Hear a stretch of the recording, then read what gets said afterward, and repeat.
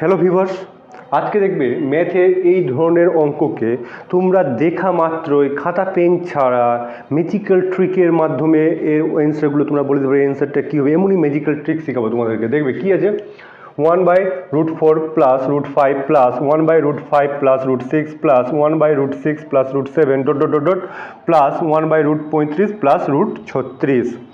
দেখবে সবটাতে প্লাস চিহ্ন আছে।